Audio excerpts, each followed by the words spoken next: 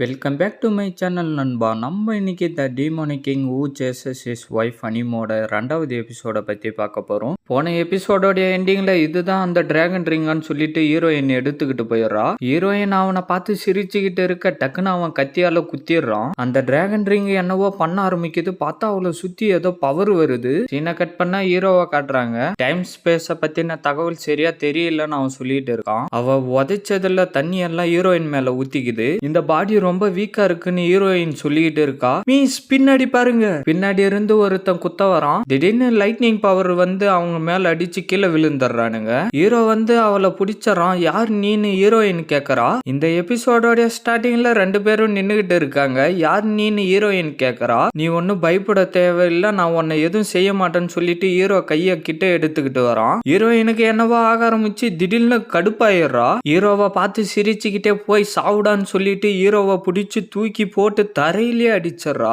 ஐயோ நான் அவ சொல்றா பிரின்சஸ்ன்னு கத்திக்கிட்டு அவன் ஓடி வரான். பார்த்தா ஹீரோ சிரிச்சுக்கிட்டே படுத்துக்கிட்டு இருக்கான். உனக்கு எவ்வளவு தைரியம் இருந்தா என்கிட்ட அட்வான்டேஜ் எடுத்துக்கிறியாடான்னு சொல்லிட்டு ஹீரோயின் ஹீரோவை அடிச்சுக்கிட்டு இருக்கா. என்ன முட்டாள்தனமா பேசிக்கிட்டு இருக்கீங்க, அவர் யாருன்னு உங்களுக்கு தெரியுமா? லீ ஃபேங் கம்முன்னு ஹீரோ சொல்றான். அவகிட்ட இப்ப பண்ணது ரொம்ப நல்லா இருந்துச்சு, இந்த மாதிரி திருப்பி பண்ணா இன்னும் நல்லா இருக்குன்னு ஹீரோ யோசிச்சுக்கிட்டு இருக்கான். என்னத்தடா நான் தெரிஞ்சுக்கணும்னு ஹீரோயின் சொல்லிட்டு இருக்கிறப்பவே வா போலான்னு சொல்லிட்டு ஹீரோயினை தூக்கிக்கிட்டு போயிடறான். என்னடா பண்ற, என்ன விடுடான்னு ஹீரோயின் கத்துறா. பார்த்தா ஹீரோயினை தூக்கி கடைசிடுறான். குதிரையில கடத்திக்கிட்டு போறான் அந்த இடத்துல இருந்து.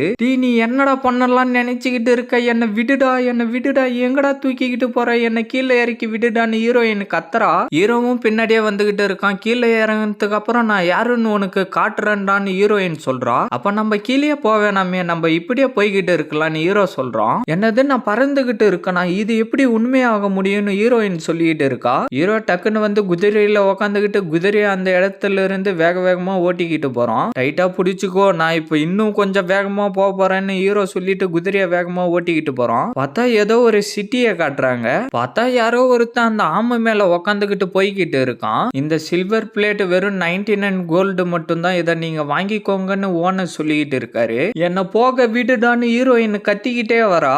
என்ன உங்களுக்கு ஒண்ணு வேணுமான்னு ஓனர் கேட்டுக்கிட்டு இருக்கிறப்பவே திடீர்னு அந்த இடத்துல என்னவோ சவுண்டு கேக்குது. பார்த்தா அந்த ஆமை வேகமா அந்த இடத்துல இருந்து ஓடி போயிடுது.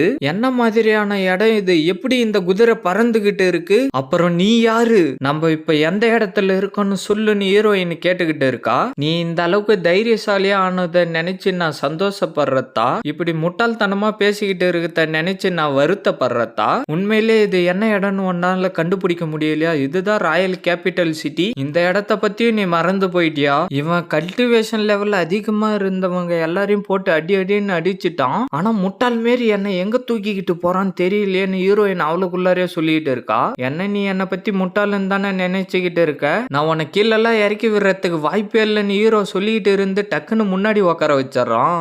என்னடா பண்றன்னு ஹீரோயின் கேக்குறா. உண்மையை சொல்லணும்னா நம்ம அந்த இடத்துக்கு வந்து சேர்ந்துட்டோம்னு ஹீரோ சொல்றான். இது என்ன இடம், இதுதான் ஸ்கைல இருக்கிற சிட்டியான்னு ஹீரோயின் கேக்குறா. நம்மளுக்கு முன்னாடி இருக்கிறது தான் எவல்யூவேஷன் பிளேஸ், அந்த இடத்துல தான் எல்லாரும் அவங்களுடைய சக்தியை டெஸ்ட் பண்ணுவாங்க. உன்னுடைய சக்தியை நம்ம டெஸ்ட் பண்றதுக்காக தான் இங்க வந்திருக்கோம்னு ஹீரோ சொல்லிட்டு இருந்து இறங்கி உள்ளார போயிடுறாங்க.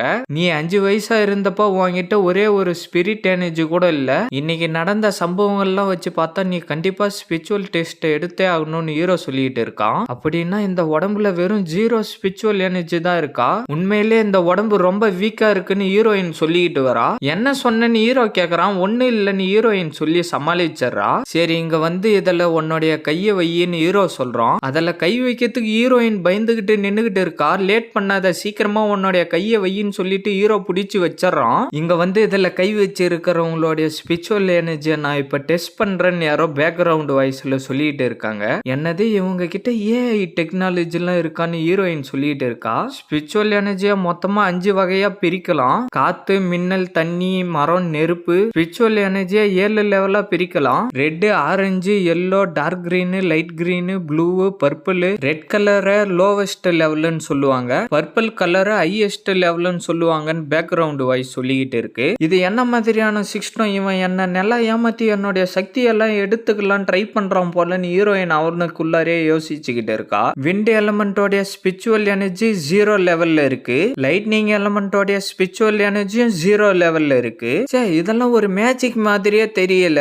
மேஜிக்கை பத்தின சில விஷயங்கள் நான் பல வெப்சைட்ல தேடி பார்த்திருக்கேன், ஆனா அதுல பத்திலாம் எனக்கு சரியா தெரியலன்னு ஹீரோயின் அவளுக்குள்ளாரே சொல்லிட்டு இருக்கா. வாட்டர் எனர்ஜின்னு பேக்ரவுண்ட் வாய்ஸ் சொன்ன உடனே அதை கட்டி பிடிச்சுக்கிறா. பார்த்தா தண்ணியில ஏதோ சுயல் மாரி உருவாகுது.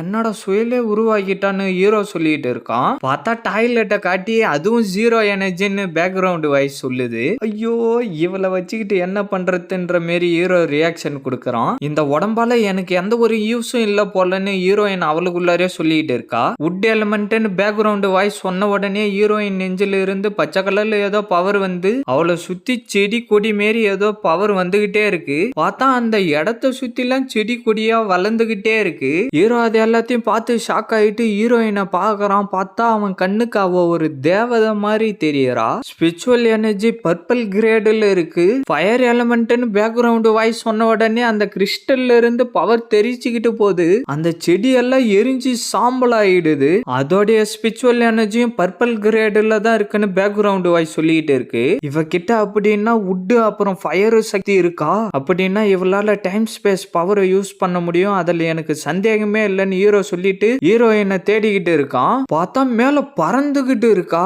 இதுக்கு முன்னாடி நடந்த கிரேட் வார் அப்ப இவங்க 2 பேரும் தான் கடவுளா நின்னு எல்லாரையும் காப்பாத்திக்கிட்டு இருந்தாங்க. அவங்களுடைய மொத்த ஸ்பிரிச்சுவல் எனர்ஜியும் யூஸ் பண்ணி மக்களை பாதுகாத்துக்கிட்டு இருந்தாங்க.